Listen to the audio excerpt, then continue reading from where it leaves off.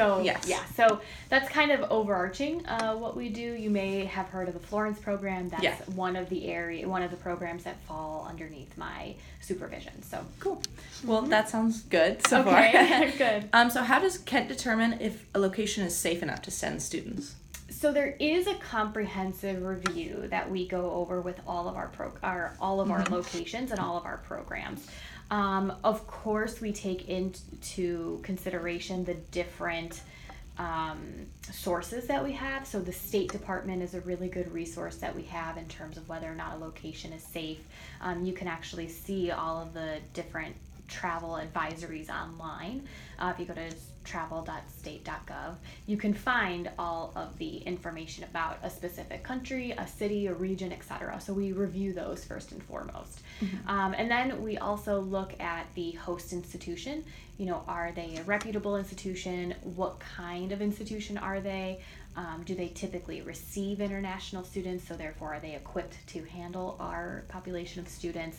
Do we have students who would be interested in that program, etc.? So we really go through all of those different things. We also look at the support that is available at the host institution. So do they have staff that can help our students? Okay. Do they know how to respond in a case of emergency situation? Different things like that. Okay. That makes sense. So have you ever had to reject a potential partnership because of like a dangerous or kind of like tense situation? Yes, it does happen. Unfortunately, I wish we could say that we could send our students anywhere, but the reality is that at different points in time, there are different countries or regions that we're not able to send students. So we do fluctuate with our programs that are open.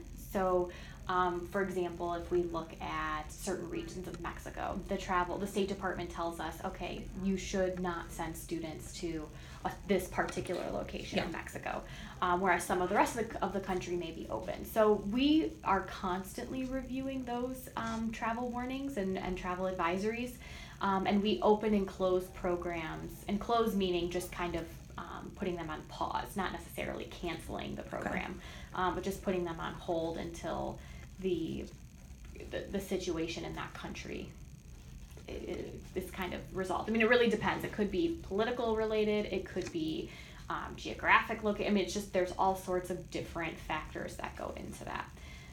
It also could be, say a natural disaster happens, like a tsunami or something like that. We might decide because of the damage or the current state of that country that we put a program on pause. So it happens, yeah. Okay, cool. So what are some protocols for when dangerous incidents occur in places that students are studying? So we do have a comprehensive risk, kind of like a risk management or emergency protocol, and we work with others on campus to develop those procedures. Of course, it looks a little bit different depending upon where you are. If we have students in the rainforest of Costa Rica, that protocol for removing students or helping students in case of emergency looks a lot different than, say, Florence, Italy. So they are different based off of where the students are studying and who they're with and what support they have. But really, overall, what we look for or who we turn to is our insurance companies.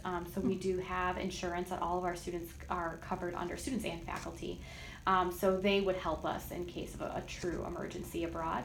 And that's, if we need to remove students, of course, or faculty. So we would work with them. We also work with the State Department, of course. We require all of our students to register with the STEP program, which is a Smart Traveler Enrollment Program.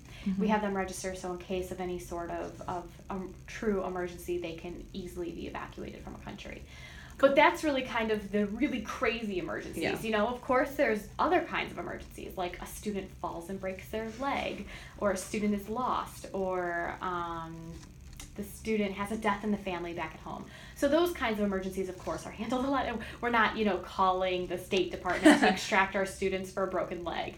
But we do make sure that we know the local resources in country, and then we can help them according to those local resources.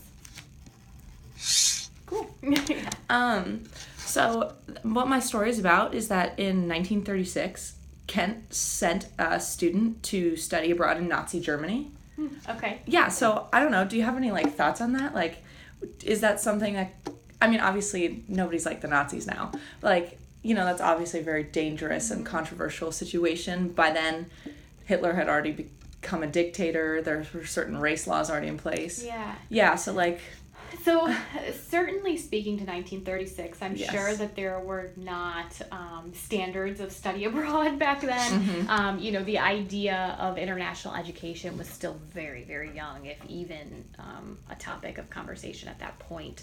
But I can tell you that now we do have students who want to go to locations that we would not recommend. And at the end of the day, we can't prohibit students from getting on an airplane. You know, it's at their own will. However, when we do know about those students who go abroad to locations that we would rather them not go to, we make sure to meet with them and explain to them and set their expectations and do our best to help mitigate some risk. Excuse me. So help mitigate some risk that they're going. So, you know, if a student wants to go to, trying to think of an example. We had some students who were interested in going to Israel, Palestine. Would I recommend that a student spend a significant amount of time there? It could depend on where they were going, of course. We do have programs that go to certain regions of that area. But certainly, you know, if they're going by themselves, we want to make sure to sit down with them and really talk to them about what risks they may encounter, how to remain safe, what to do in case of emergency. So that would be kind of what we would do in that case. And that's certainly not to say that students shouldn't travel to Israel, Palestine. It just means that might be a red flag that goes off in our heads of, okay, where are they going, you know? Sure. So is there a difference between, like, your powers, not your powers, but, you know, your, like, authority to send students to, like, partnerships versus, like, more exchange situations? Like, I guess what I'm saying is, you say you can't prevent a student from getting on a plane, and, you know, that's true. So, like, when you reject a partnership, I don't know, like, what's the difference between, how would a student get on a plane to study abroad somewhere that the Office of Global Education didn't, like, approve? That's a good question. So, we have Kent State-sponsored programs and non-Kent State-sponsored programs. There are hundreds of organizations in the U.S. and probably thousands around the world that offer study abroad programs to students that aren't affiliated with our university. So right now, you could go, hypothetically, you could say, you know what, I want to go to this region in Mexico, and I found a program that's willing to send me on that, to send me to that location. You could independently decide that you want to participate in that. And then you come to us and we say, well, that's not approved through Kent State, but I can't prevent you from going on that.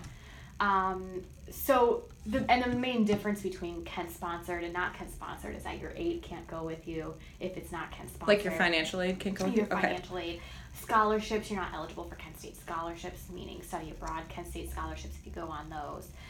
In some cases, depending upon where they're going, the credits may not be able to even be transferred back if they're not going to like an accredited institution. One of the things when we're developing our partnerships is that we're making sure that these are accredited institutions, and therefore you know that if you go to the school in Peru, those credits will come back here as something. You know, they might not count towards your major, but they'll come back as credit, right? But if you go on a non-Kent State sponsored program, we haven't vetted that. So we don't know for sure that that credit is accredited and that you can come back. So that's kind of the main differences. Okay, that makes sense. Yeah.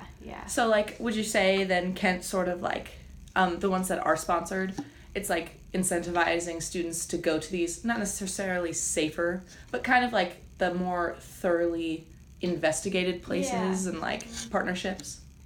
Yeah, I mean, we certainly we do encourage students to participate in those programs. I mean, we have over 300 programs that students can choose from. So we typically say, listen, we think that you can find something. But if you can't, and we understand that students have different priorities, they have different interests, and maybe they're just not something that we offer at this time. And we do take that feedback, of course. You know, if we have students who say, I want to go to South Africa and we don't have any programs in South Africa, then we'll start to investigate that and see if there's ones that we can develop. But certainly students are able to utilize more resources if they're participating in a Kent State sponsored Okay. program. And also, you know, the university then knows about those programs. So if you go speak to if a student goes and speaks to their academic advisor and says, I want to go study abroad at, I don't know, University of Leicester, an academic advisor would be able to say, okay, I know University of Leicester, these are how the credits work, etc. If you were just going to a non-Kent sponsored program and you go and try and talk with your academic advisor or financial aid or whomever, they say, well, I don't really know anything about this program, so I can't assist you in that way. Okay, that makes sense. Yeah. Okay, I think that's more or less all I Okay. had. Is there anything you want to add? Anything you think I left out? Or like anybody else you think I should talk to about kind of this, because what I want to do is sort of like trace what happened to this girl and like, Yeah, it's so interesting. yeah, or like how they let it happen, I guess, because, you know, I think that's a pretty interesting like look back. I'm in contact with an archivist, but is there anything else you think I should like look into, anything like that? That is a really good question. You know, I don't even know when this office came into being, to be honest with you. And I know the Yeah. Honors College, I think the Honors College maybe oversaw study abroad at one point. Okay. I do know that Sarah Malcolm, who is she's our executive director of the office. She oversees the partnership division. Mm-hmm. She has some old like paper binders and things like that of when agreements were signed. Cool. Pictures. I mean, and I don't know if it goes back quite that far. Yeah, but it might be helpful. But you might be able to go through some of that and Okay. see. She would be a good person to talk to. Okay. Yeah, and otherwise, you know, that's a hard one because it's a long time and ago. I doubt that there was any documentation about that. I agree. How did you find out about this? I was just looking through the Kent State archives, and back then, anybody studying abroad was a news story. So it's like, in the year 1936, Hilda Bittner was the only one to study abroad, and she went to Germany. So That's so interesting. yeah, I thought it was pretty interesting. Where in Germany did she go? Do you know? I do. What is it? Not off the top of my head. That's okay. Yeah, I'm just But curious. you know, like, and I think within that year they annexed Austria, I'm gonna say. So like it was a pretty, Yeah. you know, rough time.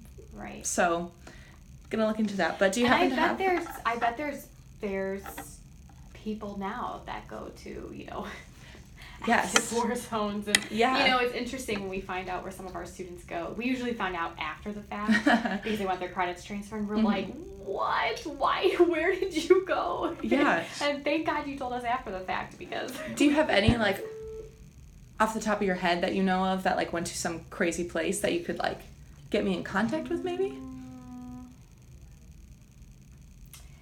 I have to think about that. You know, I have probably a situation.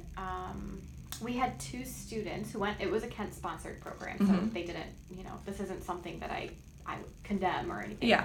But we have two students who went to Jeddah. Two female students who went to Jeddah. Ooh. They both were architecture students. That was a Kent sponsored program. Yeah. So we approved them to go, and I wouldn't say that Jeddah is a active war zone or anything. It's not like, you know, Nazi Germany. But they might have a really interesting perspective of being in Saudi Arabia. That would be super interesting. And they're female students, which is even more interesting. Just adds just adds another layer. So, you know, I don't know what kind of questions you would want to ask them. Yeah, that'd be great but to they talk might to them. be good people to talk to. Yeah. Because of FERPA, I have to ask for their permission Yeah, of to course. give you their contact information.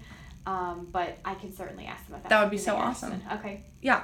And Sarah Malcolm, do you happen to have like an email maybe I could reach out to her? Well, you know what? I'll give you her card on the way That'd out. be great. Yeah, you can Okay. reach out to her. Well, then I think that's all I have. Okay, that was